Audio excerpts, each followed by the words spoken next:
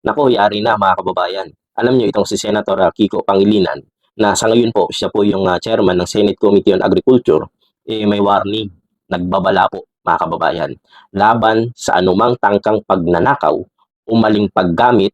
Ayan na, alam natin ang tindi ng issue ngayon sa flood control, tapos nabubuksan pa yung issue sa mga farm to market roads, sa iba pang mga proyekto, eskwelahan, ganto ganyan. Lumalabas yung mga issue, kumbaga bumubukol.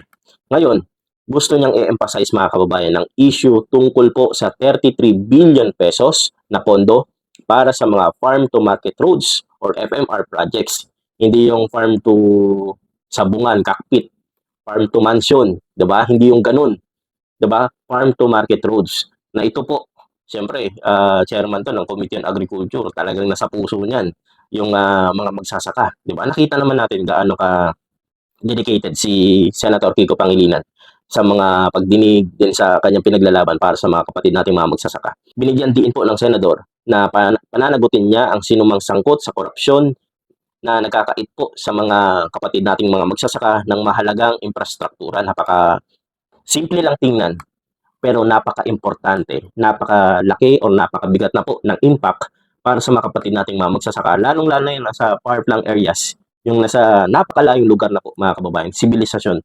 Yung simpleng, sabi natin, kahit yung one lane lang na kalsada, di ba? Na makadaan po yung kanilang mga nagkukuha ng mga produce nila. Eh, laking bagay na po yan para sa kanila. Hanggang maidala sa merkado, 'di ba, sa bagsakan ang kanilang mga produkto. Tiniyak ni Senator Pangilinan na mahigpit na babantayan ng Senado ang implementasyon ng mga farm to market road projects at hindi niya papayagan ang anumang irregularidad. Anya may mga nakahandang safeguard tulad ng online dashboard, geotagging at citizens participatory audit para maiwasan ang paglustay ng pondo. And dinagdag pa po ni Senator Pangilinan na ngayon kasi yung Department of Agriculture na or yung DA yung mismong magpapatupad ng mga FMRs, hindi na si hindi na DPWH. Kumbaga, DA na. Sila na mismo ang mga ngasiwa, mga kababayan. Sila na mag-implement.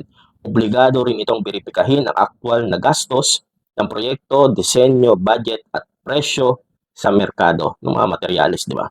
And hinimok po ni Senator Pangilinan ang mga LGU, pribadong sektor at mga mismong mga mamamayan na maging mapagbantay at i-report ang anumang kahina-hinalang implementasyon. Same thing sa sinabi natin nakaraan, lalong-lalo na itong Maharlika at Andaya Highway, di ba? I-undergo ng massive rehab ni DPW Secretary Vince Dizon na for how many years, decades, wala pa kay Apula kayong kalsada na yan, proyekto na yan, di ba? Puro patsi-patsi ang ginagawa.